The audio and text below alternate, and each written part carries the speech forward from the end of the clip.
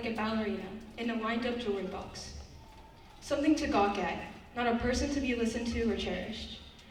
And when you would watch that ballerina, she would dance on command, to the same music, to the same routine, over and over and over again, until she was no longer interesting to look at. She always dressed in the same pale pink tutu and a strangling tight leotard. She wore pinching shoes that mangled her feet, and yet she danced. Not because she wanted to, but because that's all she knew how to do. My whole life has felt like a huge show, and everyone else was a viewer. I became obsessed with proving my self-worth to others by comparing my achievements and identity. This resulted in me feeling small and insignificant in a vast world of talented and intelligent people. Instead of crediting their great efforts, I became riddled with envy. I was disappointed in myself for not living up to the same standards. In an attempt to satisfy my envy, I copied the people I looked up to. I copied every jump, twirl, and curtsy. The fear of messing up my performance haunted me. My identity became intertwined with my performance, one indistinguishable from the other. Each time my performance couldn't reach my expectations, I would fall apart, and my perception of myself would break down, even if the dance routine wasn't mine. So, I drastically changed my performance each time I felt rejected. To me, this kept me safe.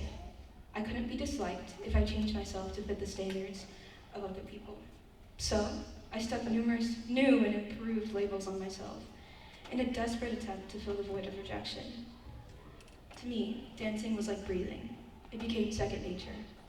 As long as I could become whoever anyone wanted me to be, I could be liked. So, I put on my pale pink tutu and tight leotard with pinching shoes and danced. I danced even when my shoes fell apart. I danced even when my perfectly slicked back bun became unraveled and messy.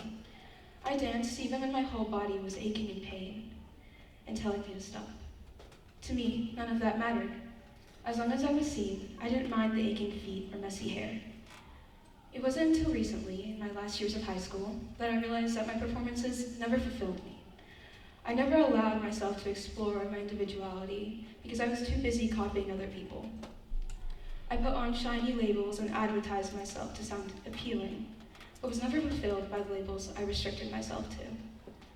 Since then, I've grown to learn that I can't please everyone, and it's not the end of the world if one person doesn't like me. It is better to be uniquely myself than a reflection of someone else. And I don't have all of the answers, but if you take one message from me today, I hope it's this. Let your love for others, for yourself, and for God to be the blessing that discovers who you truly are. Don't allow your achievements and the labels that you place on yourself to limit you.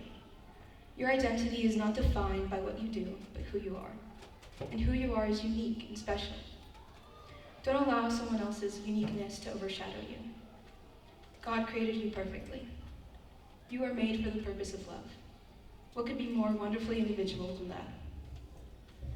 And although my time is coming to an end, I like to believe God's plan leading me to the Highlands has given me the grace to grow into my own person.